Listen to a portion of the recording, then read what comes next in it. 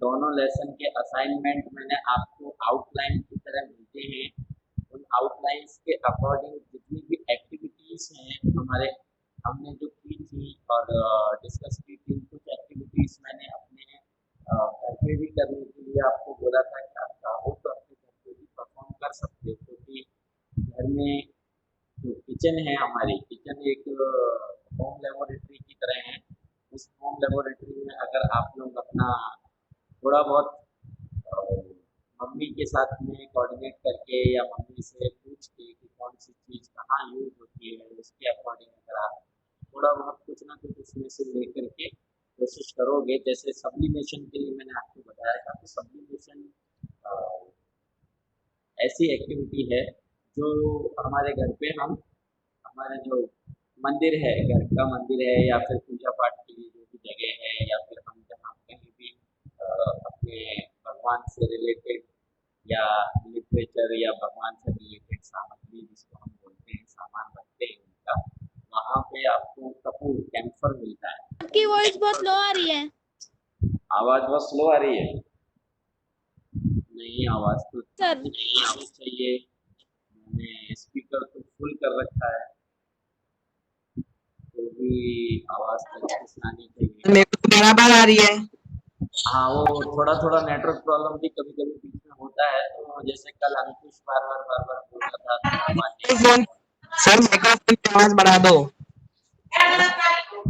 Mummy microphone की मालूम ये मतलब माइक्रोफोन हाँ, की आवाज जो बढ़ा सकते हैं ना, वो बढ़ा दो सर। स्पीकर है, माइक्रोफोन एंड कैमरा के उसमें ऑप्शन मिलेगा सर आपको। वहां पर जाके माइक्रोफोन का थोड़ा वो रहता है ना सर, मतलब कैपेसिटी उसको बढ़ा दो सर। 3 डॉट में मिलेगा सर। माइक्रोफ़ोन फुल कर दिया मैंने और और स्पीकर पहले से ही फुल है। तो अब हाँ सर, अब बहुत जोर से आ रही सर। हाँ, तो अब जोर से आ रही है ना, तो उसको अर्जुन को बोलना कि जोर से सुने, है ना? बहुत जोर से सर। अरे, तो फिर आप थोड़ा कम कर लो अपनी स्पीकर की आवाज़, है? अभी अभी अभी अच्छे से आवाज़ आ रही है, तो अपने आया सर, आया सर, आया। हाँ, हाँ, हाँ, ठीक है। तो सम्यक को अगर आवाज़ आ रही है, तो इसका मतलब सबको आवाज़ आ रही है। हमारे सम्यक को अगर आवाज़ आ रही है, तो अब तो अच्छे से आवाज़ आ रही है ना? ओके, तो जो मैंने आपको एक्टिविटीज़ बताई थी, जो नॉर्मल एक्टिविटीज़ हैं, जो हमारी लाइफ़स्टाइल से डायरेक्ट कनेक्टेड हैं, उन वाली एक्टिविटीज़ को हम अपने घर पे भी कर सकते हैं। तो इसलिए इसमें मैंने आपको एक एग्जांपल दिया था, जैसे sublimation का। Sublimation is a process where solid converts directly into gases. They don't melt and they don't convert firstly into liquid form and then gaseous form. There is no melting point. There is no melting point, so there is only boiling point. And boiling is not there because there is no liquid conversion into gaseous stage. So sublimation is direct conversion process which can change the solid into directly gases. तो जो sublimation की process है, उस process को मैंने आपको बताया था कि ये एक्टिविटी आप अपने घर पे कर सकते हो। जैसे अपने मैंने आपको बताया कि कैम्फर जो है, कैम्फर का एग्जांपल दिया। कैम्फर डायरेक्ट सॉलिड से लिक्विड में कन्वर्ट नहीं होता, डायरेक्ट किस में कन्वर्ट हो जाता है, गैस में कन्वर्ट हो जाता है। तो गैसियस स्टेज में कन्वर्शन फ्रॉम सॉलिड, उसको हम बोलते हैं सब्लिमेशन। ऐसे ही मैंने एक एक्टिविटी बताई थी आपको, प्यूरिफिकेशन। प्यूरिफिकेशन वाला जो प्रोसेस था, वो भी आप जो नॉर्मली हमारे पुराने टाइम पे बुजुर्ग लोग किया करते थे, और आज भी गाँवों में इस टाइप के प्रोसेसेस जो हैं, क्योंकि वहाँ पे तो वाटर वर्क्स या फिर वाटर प्यूरिफिकेशन प्लांट्स होते नहीं हैं, तो वो लोग क्या करते हैं कि एक स्टोरेज रखते हैं वाटर का, स्पेशली रेन वाटर का। और रेन वाटर का स्टोरेज में थोड़ा बहुत एलम मिला देते हैं, या तो एलम मिला देते हैं या फिर अगर छोटा पॉट है तो एलम होता क्या है? एलम होता है फिटकरी। फिटकरी होती है, आपने इसके बार्बर की शॉप पे देखा होगा कि वो किसी की शेव करने के बाद में एक वाइट कलर का उसके पास में एक सोप जैसा एक वो रहती है, एक स्लाइड जैसी रहती है, सोप की जैसी स्लाइड रहती है, ऐसे सोप जैसी स्ट्रक्चर रहती है उसके पास में वाइट कलर की। उसको वो थोड़ा थोड़ा पानी में लगा लगा के और जिसकी शेव की है उसके चिन पे और चिक पे फेरता है। इसलिए क्योंकि जो एलम है वो हमको ठंडक देता है, कूलिंग देता है। तो कूलिंग देने के लिए वो हम एलम को हमारे आफ्टर शेविंग लोशन की तरह यूज करता है। और उसी चीज को गाँवों के अंदर जो आपने अर्थन पॉट देखे होंगे, मटके अपने घरों पे भी होते हैं, तो मटके के अंदर हम क्या करते हैं, पानी के अंदर थोड़ा सा एलम घुमा देते हैं, थोड़े से छोटे से कपड़े में उसको लपेट के बांध के और पानी के अंदर उसको थोड़ा सा स्विम करते हैं। तो स्विम करने से थोड़ा एलम उस वाटर में आ जाता है। एलम ज़्यादा भी नहीं होना चाहिए क्योंकि पानी फिर हमको बहुत ज़्यादा तीखा लगेगा, पी नहीं पाएंगे हम, उसका टेस्ट बहुत चेंज हो जाएगा। इसलिए एलम बहुत थोड़ा सा उसमें मिक्स करते हैं। और एक होती है पोटेशियम परमैंगनेट, जो मैंने आपको एक्टिविटी बताई थी, first activity in structure of matter में। मैटर की जो प्रॉपर्टीज थी, उन मैटर की प्रॉपर्टीज में हमने पोटेशियम परमैंगनेट वाला एक एक्टिविटी किया था। उस एक्टिविटी से तो हमने मैटर की प्रॉपर्टीज को डिफाइन करने के लिए वो एक्टिविटी की थी और उसको ऑब्जर्व किया था। लेकिन ये की यही चीज वाटर प्यूरिफिकेशन में भी यूज होती है। वाटर प्यूरिफिकेशन में आपको मैंने दो और भी सेपरेशन मेथड्स, जो कि फिजिकल सेपरेशन मेथड्स हैं, उनमें दो चीज़ें बताई थी आपको, डिसेंटेशन एंड सब अपना सेडिमेंटेशन। तो डिसेंटेशन एंड सेडिमेंटेशन जो है वो दोनों प्रोसेस वाटर प्यूरिफिकेशन में इतनी ज़्यादा अच्छे से यूज नहीं हो पाती, क्योंकि उसमें बहुत सारे ऐसे लाइट पार्टिकल्स हैं जो वाटर में मिक्स रहते हैं, उनको हम सेपरेट नहीं कर सकते इन दोनों सेपरेशन मेथड से या प्यूरिफिकेशन प्रोसेस से। प्यूरिफिकेशन प्रोसेस बहुत लंबी है, आपको एक्टिविटी में दिया हुआ भी है, और मैंने आपको फिगर बनाने के लिए भी बोला था वाटर प्यूरिफिकेशन प्लांट का, जिसमें सबसे पहले वो सेडिमेंटेशन के लिए उसमें थोड़ा सा लाल दवा जिसको हम बोलते हैं पोटेशियम परमैंगनेट मिक्स करते हैं। पोटेशियम परमैंगनेट का मेन जो फंक्शन है वाटर में मिक्स करने का, वो ये है कि वाटर में जितने भी ऐसे पार्टिकल्स जो सेडिमेंटेशन के थ्रू मीन्स नेचुरल सेडिमेंटेशन में बॉटम पे नहीं जा पाए, और डिसेंटेशन जब हमने किया तो वो बिल्कुल अपर लेयर पे नहीं आ पाए, ताकि हम उसको पोर आउट कर सकें। अगर उसको बाहर से हम पोर आउट कर सकते होते तो फिर हमको ये इसकी ज़रूरत नहीं पड़ती। तो थर्ड वाला जो मैंने आपको वाटर प्यूरिफिकेशन का जो प्रोसेस बताया था, सेडिमेंटेशन एंड डिसेंटेशन के बाद में एक प्रोसेस है लोडिंग। उसको ये वाला जो हमने एक्सपेरिमेंट किया था पोटेशियम परमैंगनेट को वाटर प्यूरिफिकेशन के लिए मिक्स करने का, वो मिक्स करने का जो ऑब्जेक्टिव है या उस का जो फ़ायदा है, वो फ़ायदा क्या है कि उस वाटर में, जो ड्रिंकिंग वाटर में हमको जिस वाटर को कन्वर्ट करना है, क्योंकि रेन वाटर ही हम कलेक्ट करते हैं, सारे स्टोरेजेस में रेन वाटर ही होता है, उसमें बहुत सारी इम्प्योरिटीज़ होती है। तो उन इम्प्योरिटीज़ को पहले धीरे धीरे उस इम्प्योरिटीज़ के साइज, पार्टिकल के साइज के अकॉर्डिंग या पार्टिकल का जो स्ट्रक्चर है उस साइज एंड शेप के अकॉर्डिंग हम पहले सेपरेट करते हैं, फिर बाद में उसको हम एवेपोरेशन पे ले जाएंगे और डिस्टिलेशन पे ले जाएंगे। तो पहले जो ये जो फिजिकल प्रोसेसेस हैं, एवेपोरेशन एक टाइप की एक केमिकल प्रोसेस है, तो उसमें हम क्या करते हैं, हीट देते हैं उसको, और उसमें जो आपने आरओ वाटर प्यूरिफिकेशन प्लांट्स देखे होंगे या आरओ के जो आप अपने घर पे जो प्यूरिफायर्स रहते हैं उसमें यूवी लिखा रहता है। तो यूवी का मतलब होता है अल्ट्रा वायलेट रेस, तो उसमें से अल्ट्रा वायलेट रेस भी हमको बाद में पास करानी है। तो फर्स्ट वाला जो फिजिकल प्यूरिफिकेशन था, उसके बाद में हमने उसमें लोडिंग किया। लोडिंग से क्या होगा कि जो पोटेशियम परमैंगनेट के पार्टिकल्स हैं, वो बहुत सारे ऐसे पार्टिकल्स जो वाटर में एज एन इम्प्योरिटी मिक्स थे, उनको वो धीरे धीरे वेट बढ़ा देगा उनका, मीन्स उनकी डेंसिटी या फिर उनका जो वेट है, अच्छा तो मीटिंग लॉक हो गई क्या? एक मिनट, हाँ जुनैद आ गया। तो उस इम्प्योरिटी के पार्टिकल्स का वेट बढ़ा करके और वो उनको बॉटम पे लेके जाएगा। तो बॉटम पे ले जाना भी जो प्रोसेस है वो सेडिमेंटेशन है, लेकिन सेडिमेंटेशन नेचुरली अगर नहीं हो पा रहा है तो फिर हम उसमें ये लोडिंग वाला प्रोसेस अप्लाई करेंगे। अब हमने सेडिमेंटेशन भी कर दिया जितना हो सकता था उसका, और डिसेंटेशन भी कर लिया, वाटर को अपर लेयर को हम सेपरेट करते जा रहे हैं, और हमने उसमें लोडिंग वाला प्रोसेस भी कर दिया ताकि सेडिमेंट जो है वो बॉटम पे चला जाए। अब हम उसको लेके जाएंगे किसमें, प्यूरिफिकेशन टैंक में। तब जब हम उसको डिसेंटेड वाटर को या फिर जो अपर लेयर है वाटर की जो क्लियर होती जा रही है जितनी ज़्यादा हो सकती है ये फिजिकल प्रोसेस से, उस प्रोसेस के बाद में जो वाटर ऊपर से जो फर्स्ट लेयर है उसकी अपर लेयर, उसको हम सेपरेट करते जा रहे हैं और एक रिजर्वायर में या टैंक में उसको प्रिजर्व करते जा रहे हैं या स्टोर करते जा रहे हैं।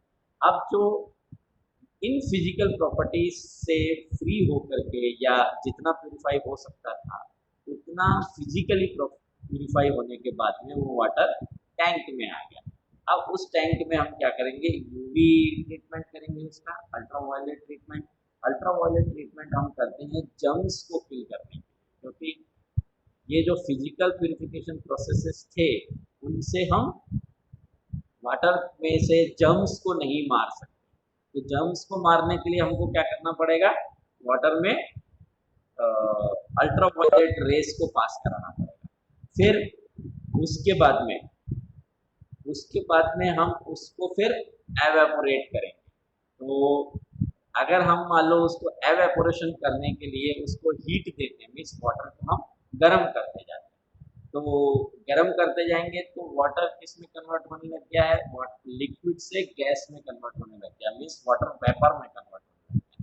अब उस वाटर वेपर को एवेपोरेटेड वाटर जो है, एवेपोरेटेड वाटर को हमको वापस कलेक्ट करना है, क्योंकि अगर हम उसको कलेक्ट नहीं करेंगे तो यूज क्या करेंगे, क्योंकि जो एवेपोरेटेड वाटर है वो ही सबसे ज़्यादा प्योर है, क्योंकि उसमें किसी भी टाइप का कोई इम्प्योरिटी मिक्स होकर के नहीं आया है।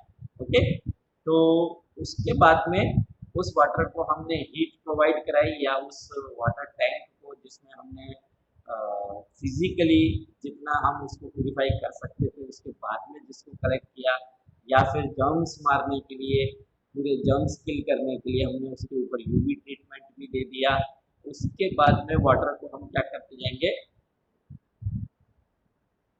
एवापोरेट करते जाएंगे, मीन्स बॉईल करते जाएंगे। जैसे जैसे हम उसको बॉईल करते जाएंगे वैसे वैसे वो एवेपोरेट होकर के डिस्टिल्ड वाटर में कन्वर्ट होने लग जाएगा। तो डिस्टिल्ड वाटर कलेक्ट करने के लिए हम एवेपोरेटेड वाटर को एक पतली सी ट्यूब में से निकालते हैं। एक आपको मैंने डिस्टिलेशन एंड फ्रैक्शनल डिस्टिलेशन जो पढ़ाया था, एक्टिविटीज पढ़ाई थी, उसमें से जो डिस्टिलेशन वाला प्रोसेस है या फ्रैक्शनल डिस्टिलेशन वाला प्रोसेस है, उस डिस्टिलेशन वाले प्रोसेस से हम उस एवेपोरेटेड वाटर को पास करवाएंगे। तो जैसे ही डिस्टिल कॉलम में से या डिस्टिलेशन कॉलम में से वो पास होकर निकलेगा और उसके बाद में वो ट्यूब में से आएगा, जिस ट्यूब में से वो पास हो रहा है, मीन्स वाटर वेपर पास हो रही है, उसके चारों तरफ हम एक कूलिंग वाटर का भी एक कॉलम बनाएंगे। और कूलिंग वाटर का कॉलम जैसे ही उसके चारों तरफ से वाटर निकलता जाएगा ठंडा पानी, तो ठंडा पानी जो है वो उस वाटर वेपर को वापस किस में कन्वर्ट करता जाएगा, वाटर में कन्वर्ट करता जाएगा। तो ये जो डिस्टिल्ड वाटर है, इस डिस्टिल्ड वाटर को हम एक अगले टैंक में, डिस्टिलेशन टैंक में या फिर डिस्टिलेशन के स्टोर में उसको स्टोर करते जाएंगे। उस स्टोरेज में हम उसको स्टोर करेंगे। अब जो वाटर डिस्टिलेशन के बाद में स्टोर हुआ है, इतनी सारी प्रोसेसेस वाटर प्यूरिफिकेशन की हमने उसके ऊपर अप्लाई कर ली, सेडिमेंटेशन अप्लाई कर लिया, डिसेंटेशन अप्लाई कर लिया, लोडिंग अप्लाई कर ली, उसके बाद में हमने उसमें यूवी ट्रीटमेंट भी कर दिया, उसके बाद में हमने वाटर को डिस्टिल भी कर लिया, डिस्टिल करने के बाद भी यूवी ट्रीटमेंट कर सकते हैं और पहले भी कर सकते हैं, क्योंकि यूवी ट्रीटमेंट जो है वो जर्म्स को मारने के लिए किया जाता है, लेकिन मोस्टली बाद में करते हैं। तो वाटर को हमने एवेपोरेट कर लिया, एवेपोरेशन के बाद में जो वाटर हमने कलेक्ट किया उसका डिस्टिलेशन कर लिया, डिस्टिलेशन के बाद में अब उसके अंदर अगर मान लीजिए अभी भी थोड़े बहुत जर्म्स बाकी हैं, जो अल्ट्रावायलेट रेस से ट्रीटमेंट से या फिर और किसी रीजन से या हमारी ही किसी केयरलेसनेस की वजह से उसमें जर्म्स अभी भी प्रेजेंट हैं, तो हम क्या करेंगे, उसका क्लोरीनेशन करेंगे। क्लोरिनाइजेशन आपको मैंने बताया था, क्लोरिनाइजेशन करने के लिए बेकिंग सोडा जो होता है या बेकिंग पाउडर जो होता है, उस बेकिंग पाउडर को उसमें मिक्स करते हैं, है ना। तो सोडियम हाइड्रोक्साइड सोडियम हाइड्रोकार्बोनेट, है ना। तो जो NaHCO3, NaHCO3 means sodium hydrocarbonate. तो जो कार्बोनेट है, तो सोडियम हाइड्रोकार्बोनेट है, उस सोडियम कार्बोनेट को हम उसमें मिक्स करेंगे, मीन्स बेकिंग पाउडर को उसमें मिक्स करेंगे। तो जैसे ही हम उसमें बेकिंग पाउडर को मिक्स करते हैं तो वाटर के साथ में वो रिएक्ट करके कार्बन डाइऑक्साइड बनाता है और उससे क्लोरीनेशन होने लग जाता है। जैसे सोडियम क्लोराइड होता है वाटर में अगर हम इसको मिक्स करते हैं तो उसका जो प्रोसेस है या क्लोरीनेशन का जो प्रोसेस है वो आपके 10th के एक लेसन में है, मैं आपको देख के बताता हूँ, उसका केमिकल रिएक्शन भी हम लिख लेंगे, है ना। तो क्लोरीनेशन करने के लिए हम उसमें बेकिंग पाउडर मिक्स करते हैं, हाँ बेकिंग पाउडर मिक्स करते हैं, और बेकिंग पाउडर मिक्स करने से उसका जो क्लोरिनाइजेशन हो जाता है, मीन्स क्लोरीन गैस उसमें मिक्स होने लग जाती है। तो क्लोरीन गैस मिक्स होने से वाटर आपको कभी कभी जैसे कई बार जैसे रेनी सीजन जब होता है तो जो वाटर हमारे को सप्लाई हो रहा है बाहर से या म्यूनिसिपैलिटी जो वाटर हमको सप्लाई कर रही है, उसमें आपको वाटर का टेस्ट थोड़ा बहुत डिफरेंट लगता होगा। वो जो डिफरेंट टेस्ट है उसका वो क्लोरीन की वजह से है। अपने घर पे मम्मी बोलती भी है कई बार या पापा बोलते भी हैं कि इसमें ज़्यादा क्लोरीन मिला दिया।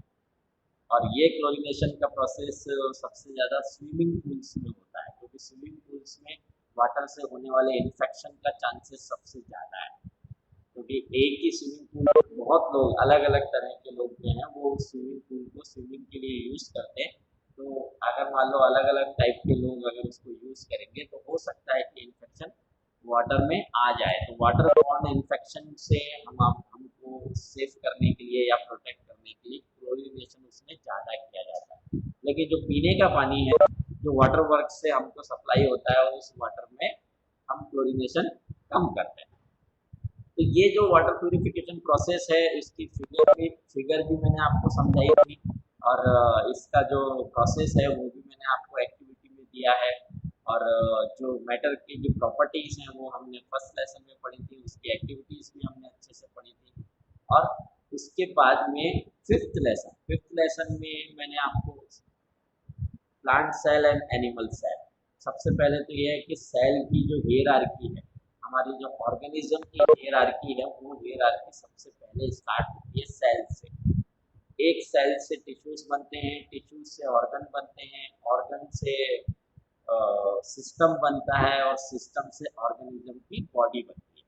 तो जो पूरा स्ट्रक्चर है बॉडी स्ट्रक्चर वो किससे बनना स्टार्ट हुआ था, सेल से बनना स्टार्ट हुआ था। जैसे मैंने उसको आपको एटॉमिक स्ट्रक्चर से कोरिलेट करके समझाया था कि कोई भी मटेरियल जो हमने फर्स्ट लेसन में पढ़ा कि पहला प्रिंसिपल क्या है मटेरियल का, कि कोई भी मटेरियल हो या कोई भी मैटर हो, every matter is made by smallest particles which are not divisible are called atoms।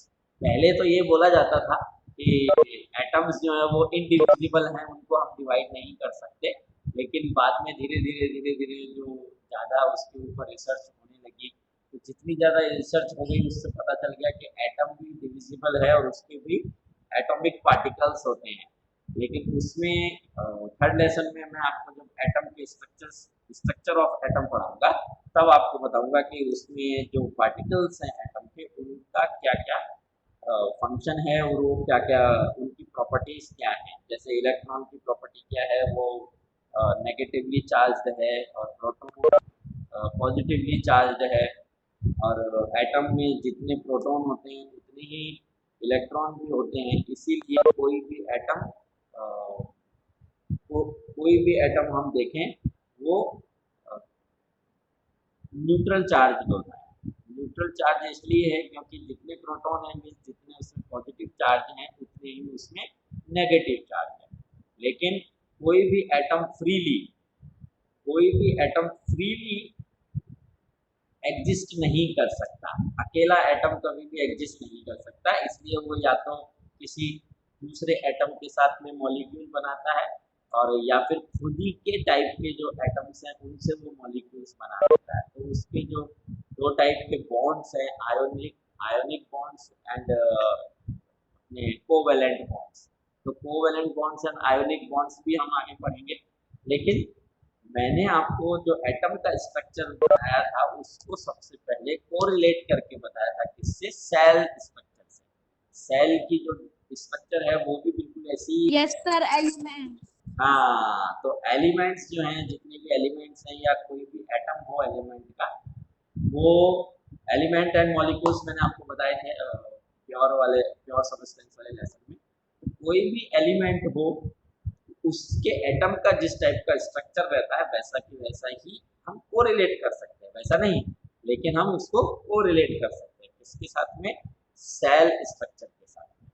तो स्ट्रक्चर सेल से ही बनना स्टार्ट हुआ है, या फिर ऑर्गेनिज्म की जो प्रोसेस है, फॉर्मेशन की जो प्रोसेस है, वो फॉर्मेशन की प्रोसेस सेल से बनना स्टार्ट हुआ है, इसलिए हम उसको बोलते हैं फंडामेंटल यूनिट ऑफ लाइफ, क्योंकि लाइफ उसी से स्टार्ट होती है। और ये जितनी भी प्रोसेसेस मैंने आपको बताई थी सेल में होने वाली, या फिर जो भी रिएक्शंस मैंने आपको बताई थी कि सेल में क्या क्या रिएक्शंस होती हैं, उसमें केमिकल रिएक्शंस होती हैं जिससे कि हम रेस्पिरेशन करते हैं, डाइजेशन करते हैं। तो डाइजेशन, रेस्पिरेशन, ये जितनी भी प्रोसेसेस हैं वो सब हमारी बॉडी में केमिकल रिएक्शंस करवाती हैं। और ये सारी केमिकल रिएक्शंस किसमें होती हैं? सेल में। तो उसके लिए हमने सेल के स्ट्रक्चर को पढ़ा था। सेल के स्ट्रक्चर से ही हमारी हायरार्की हमने स्टार्ट करी थी। तो सबसे पहले हम सेल को पढ़ेंगे। उस सेल के स्ट्रक्चर में मैंने आपको ये बताया था कि सेल के मेन 3 पार्ट्स होते हैं, या फिर हम उसका जब स्टडी करते हैं सेल स्टडी को भी हम सेल बायोलॉजी बोलते हैं या साइटोलॉजी भी बोलते हैं। एक वर्ड होता है, आपको आगे भी हम डिस्कस करेंगे तो मैं बताऊंगा आपको कि साइटोलॉजी एक सब्जेक्ट है, साइंस का ही एक पार्ट है, मीन्स बायोलॉजी का ही एक पार्ट है, और सेल बायोलॉजी भी एक बायोलॉजी का पार्ट है। तो बायोलॉजी में अगर आप ओनली सेल का ही sir, Webex will be stop. webex has been stopped. Why? Because more than time हो रहा ना। 50 minutes।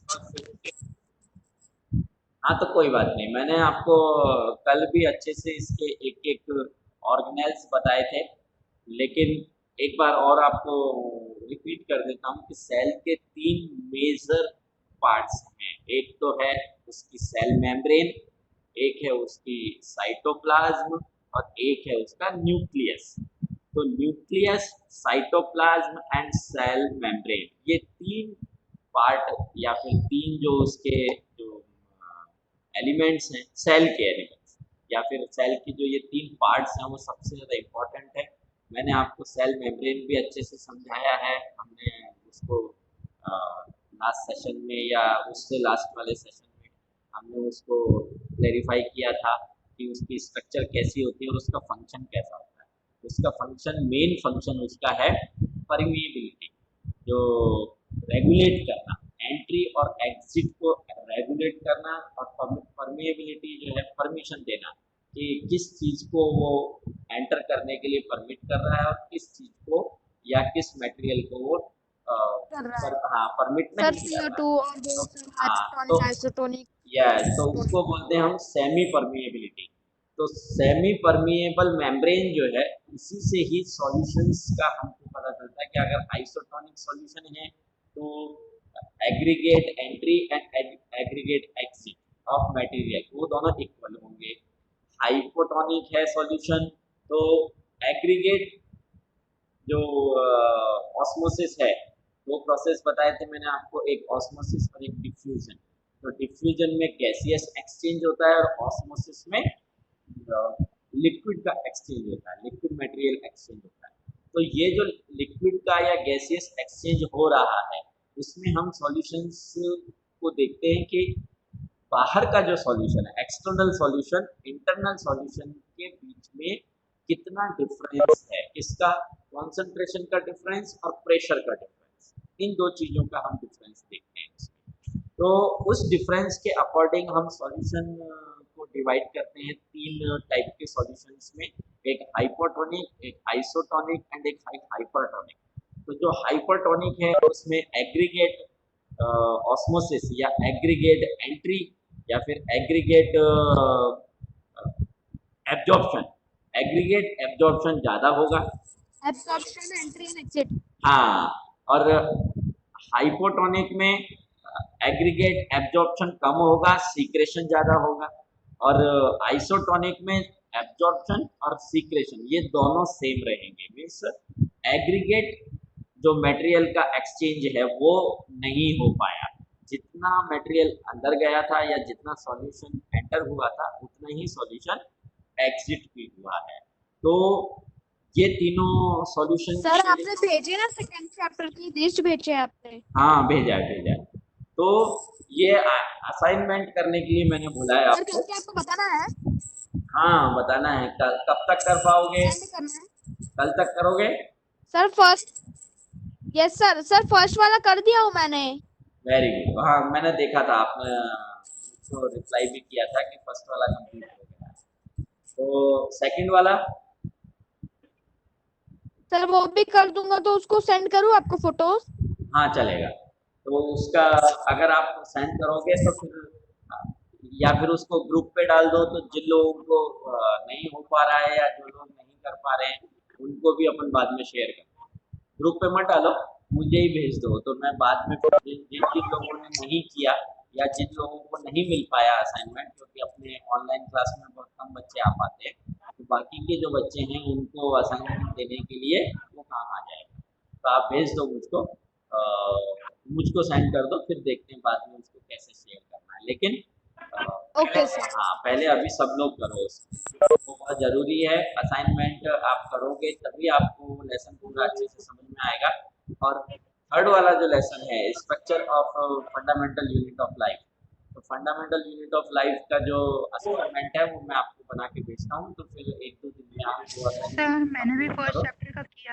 वेरी गुड प्लीज देखिए। हाँ मैसेज आया था आपका।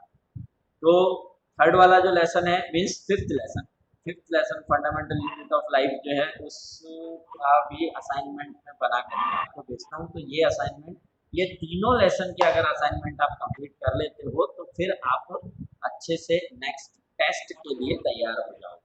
तो आप जब मेरे को बोलोगे कि सर अब हम टेस्ट के लिए प्रिपेयर्ड है, that we have studied well and now we are completely prepared for our periodic test, then I will prepare an online test for your assessment। ये 3 लेसन का एक असेसमेंट हम तैयार करेंगे और उससे फिर आप लोग अच्छे से असेसमेंट अपना जो टेस्ट है उसको आप अटेंड करो। और ऑब्जेक्टिव टाइप भी रहेगा, मल्टीपल चॉइस क्वेश्चंस रहेंगे, तो आपके लिए इजी भी है, सिर्फ पढ़कर यस सर। आंसर सेलेक्ट करना है और उसका रेस्पॉन्स जो है वो मेरे मेल पे आ जाएगा, तो फिर मैं आपको देख लूँगा कि उसने कितना परफॉर्म किया है। वैसे स्कोर भी मिल जाता है उसका, और भी मिल जाएगा ना सर? हाँ स्कोर भी मिल जाएगा, स्कोर भी वहीं पे ना? हाँ स्कोर भी मिल जाएगा। किन किन में क्या करते सर? आप ऐसा भी कर सकते हैं जैसे स्कोर बाद में मिलना या अभी नहीं मिलना, मैंने देखा है ना सर कहीं कहीं पे। हाँ है, वो स्कोर तब मिलता है जब अपन आंसर भी फीड कर देते हैं उसमें। Yes sir. हाँ, अगर आंसर फीड नहीं करेंगे तो स्कोर नहीं आएगा। कोई बात नहीं। Yes sir. हाँ, अच्छा है ना, आप लोग अगर मान लो उसको अटेंड करते हो और आपको हाथों हाथ उसका स्कोर भी मिल जाता है, तो आपको पता चल जाता है कि कितने मार्क्स आए मेरे। तो आप फिर राइट आंसर्स देख लो उसमें, क्योंकि आंसर डालेंगे तो पीरियोडिक टेस्ट भी इसकी है ना सर? आप पीरियोडिक टेस्ट ही मान लो उसको, फिर और क्या करेंगे, क्योंकि अभी तो मुझे लगता नहीं है कि जल्दी ही स्कूल आप लोगों का खुल पाएगा। तो पीरियोडिक टेस्ट ही इस पे ही लेना पड़ेगा। और अगर लेना भी रहा तो अच्छी बात है। सर लीव कर सकते हैं? हाँ, टेस्ट तो देने में क्या हर्ज है ना? तो yes yes. Sir. Sir leave करूँ? हाँ, ठीक है, कल कल मिलते हैं। हाँ, bye sir. Okay, bye. Okay sir, bye sir. Bye बेटा।